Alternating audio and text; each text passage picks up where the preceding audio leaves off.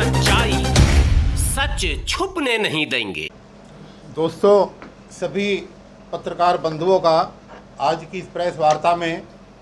स्वागत है और मैं धन्यवाद करना चाहूँगा सोशल मीडिया के तमाम साथियों का, जिनकी वजह से देश के अंदर बहुजनों के जितने भी प्रोग्राम होते हैं वो आप लोग ही हैं, जिनकी वजह से पूरे देश में इस आवाज़ को बुलंद किया जा रहा है। जिस काम को स्ट्रीम मीडिया केंद्र की सरकार की गोद में बैठे रहने के कारण नहीं उठा पाती, वो आप लोगों की वजह से पूरे देश में देखने को और सुनने को मिलती है। मैं दिल की गहराई से तमाम पत्रकार साथियों का जो सोशल मीडिया का संचालन कर रहे हैं, आपका मैं धन्यवाद करता हूं और उम्मीद करता हूं कि आप इसी तरीके से इस मोमेंट को आगे बढ़ाते रहेंगे। आज की इस पत्रकार वार्ता के अंदर जो आप लोगों के सम्मानित चैनलों की तरफ से हमने ये आज आयोजित की है, आज इसमें मेरे साथ ठेकेदारी हटाओ राष्ट्रीय संयुक्त मोर्चा के राष्ट्रीय संयोजक आदरणीय वीर सिंह दिगान जी मेरे साथ हैं और अशोक जी जो इसके राष्ट्रीय कार्यकारी अध्यक्ष हैं, हमारे राष्ट्रीय कोषाध्यक्ष मेरे साथ हैं राजेश घाकट साहब और दिल्ली प्रदेश के हमारे महासचिव दीपक पिहाल जी हैं। इसके साथ साथ हमारे और भी तमाम साथी यहाँ पर मौजूद हैं। गुलाम सरवर साहब जो हमारे राष्ट्रीय महासचिव हैं, श्याम सुंदर जी जो राष्ट्रीय सह संयोजक हैं, विनोद जी और भी कई साथी हमारे यहाँ पर मौजूद हैं, जिन्होंने समय समय पर इसका नेतृत्व किया है। हमारे इस संगठन के राष्ट्रीय चेयरमैन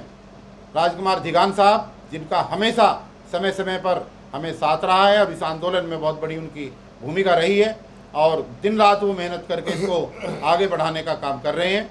तो दोस्तों, ये पत्रकार वार्ता का आज का मकसद सिर्फ इतना है कि हम 10 बजे 25 अक्टूबर को दिल्ली के सिविल लाइन के चंदकी राम अखाड़े में इकट्ठा होकर के दिल्ली के माननीय मुख्यमंत्री केजरीवाल साहब से उनके घोषणा पत्र में किए गए वायदों की वायदा खिलाफी की याद दिलाने के लिए जा रहे हैं। आप लोग चाहें तो देख भी सकते हैं, ये आम आदमी पार्टी का घोषणा पत्र मेरे हाथ में है और तीनों वर्षों के घोषणा पत्र इसके अंदर है। जब चुनाव हुआ 2014, 2015 और उसके बाद में 2020, इन तीनों ही घोषणा पत्रों में जो उन्होंने वायदे किए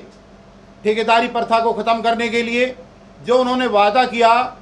दिल्ली में सफाई कर्मचारियों की ऑन ड्यूटी मृत्यु होने पर 1 करोड़ रुपए का मुआवजा देने के लिए, और इस तरीके जो दिल्ली में युवा वर्ग है 8 लाख वैकेंसियों को सरकारी तौर पे भरने का जो उन्होंने वादा किया था, और महिलाओं के लिए आवाज़ उठा करके निर्भया केस के अंदर जो उन्होंने एक आश्वासन दिया था देश के अंदर कि जहां पर भी महिलाओं के साथ बलात्कार के केस होंगे उनके साथ हत्याएं होंगी, तो हम जो है आवाज़ उठा करके सरकार की तरफ से 1 करोड़ रुपया मुआवजा दिलाने का काम करेंगे। उनके परिवार के मेंबर को सरकारी नौकरी दिलाएंगे, रहने के लिए फ्लैट दिलाएंगे। जब से 7 साल में ये शासनकाल आया है इस सरकार का, आम आदमी पार्टी सरकार का, और जब से माननीय मुख्यमंत्री अरविंद केजरीवाल जी मुख्यमंत्री बने हैं, तो अपने किए हुए घोषणा पत्र के सारे वायदों को वो भूल गए हैं। हम उनको मात्र ये कहने के लिए वहाँ पर जा रहे हैं कि आपके पड़ोसी राज्य के अंदर, हरियाणा के अंदर, और आपका दूसरा पड़ोसी राज्य जहाँ से आप चुनाव की धुआंधार तरीके से तैयारी कर रहे हैं, उत्तराखंड, इन दोनों ही राज्य की सरकारों ने विधानसभा के अंदर विशेष सत्र बुला करके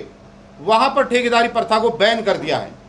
तो हम इनको ये याद कराने के लिए जा रहे हैं कि माननीय मुख्यमंत्री महोदय, आप भी देश की राजधानी दिल्ली, जिसका मैसेज, जिसकी आवाज़ पूरे देश के हर प्रदेशों के अंदर जाती है, आप भी दिल्ली की जनता के लिए, दिल्ली के युवाओं के लिए यहाँ पर ठेकेदारी प्रथा को आप बैन कर दें, ताकि बैन होने के बाद में सरकारी नौकरियाँ निकल सकें और अनुसूचित जाति, अनुसूचित जनजाति, पिछड़ा वर्ग सभी लोगों को अपने आरक्षण का लाभ मिल करके लाखों की संख्या में जो बेरोजगार युवा सड़कों पर घूम रहा है उनको कम से कम रोजगार मिले। तो ये अपना मैसेज देने के लिए, वादा खिलाफी की याद दिलाने के लिए देश के बड़े बड़े संगठन, जिसमें आज जिस कार्यालय के अंदर हम आज प्रेस कॉन्फ्रेंस कर रहे हैं, ये all India SC/ST railway employees association का कार्यालय है और देश का सबसे बड़ा विभाग है हमारा SC/ST का, जिसके अंदर 4.5 लाख की मेंबरशिप हमारी है। हमारे ऑल इंडिया के सेक्रेटरी जनरल अशोक जी, जो हमारे ठेकेदारी हटाओ राष्ट्रीय संयुक्त मोर्चा के कार्यकारी अध्यक्ष भी हैं, आप उनके माध्यम से आज जो है ये प्रेस कॉन्फ्रेंस यहाँ पर की जा रही है। तो मैं आपकी इस चैनल के माध्यम से देश की तमाम जनता को, अपने भाइयों को, बहनों को, और विशेष रूप से मैं आपको बताना चाहता हूँ कि इस आंदोलन में 80 संगठन अभी तक जुड़ चुके हैं। 80 संगठन अलग अलग क्षेत्र में काम करने वाले हैं। उसमें सरकारी एसोसिएशन भी हैं, उसमें सामाजिक संगठन भी हैं, और विशेष रूप से सफाई कर्मचारियों के मुद्दे से जुड़े हुए तमाम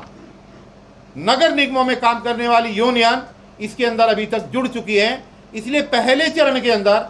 हमने 25 सितंबर को एक संकल्प लिया था कि समाज के सबसे निचले तबके पर खड़े हुए हमारे भाई और बहन जो सफाई कर्मचारी हैं, जो सफाई का काम दिल्ली के अंदर करते हैं, हम पहले चरण के अंदर सबसे पहले उनका मुद्दा लेकर के चलेंगे। तो उनके मुद्दे को हल कराने के लिए 25-25 साल के पुराने कर्मचारियों को पक्का कराने के लिए, जो लोग रिटायर होते हैं, जो हमारे सामान्य साथी 30 साल 35 साल की सर्विस के बाद रिटायर होते हैं, रिटायरमेंट के बाद उनको टर्मिनल बेनिफिट्स नहीं मिलते और उनकी पेंशन की दिक्कतें आती हैं। सबसे बड़ी बात यह है, जो विडंबना है, कि इस पूरे देश के अंदर सफाई कर्मचारी सफाई करता है, गंदगी साफ करता है, सबको स्वच्छ रखता है, सबको बीमारियों से दूर रखता है, लेकिन उसके बावजूद भी अलग अलग गंभीर बीमारियों का शिकार होकर के जो रिपोर्ट हमारी बताती है कि 60 साल की उम्र पूरी करने से पहले उसकी डेथ हो जाती है। इस विभाग में काम करने वाले सफाई कर्मचारियों की मेडिकल की सुविधा आज तक सरकार ने मुहैया नहीं कराई है, जो मौलिक अधिकार है, जो हमारा मूलभूत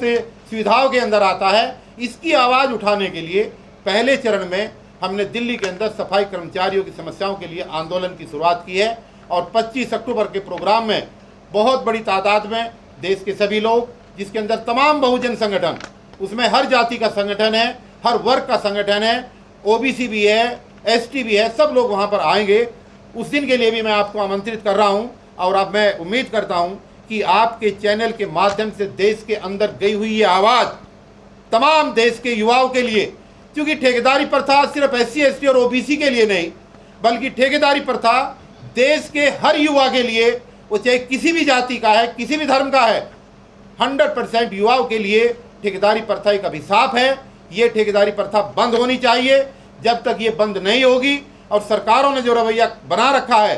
सुप्रीम कोर्ट के ऑर्डर्स को ताक पर रख करके केंद्र की सरकार और राज्यों की सरकारों ने जो आउटसोर्स की शुरुआत करके ये व्यवस्था बनाई है, उसका विरोध करने के लिए देश के सभी वर्गों के जो भाई और बहन और युवा हैं, उनको हम आह्वान करते हैं कि 25 अक्टूबर को वो केजरीवाल जी के घेराव के लिए वहाँ पर पहुँचे।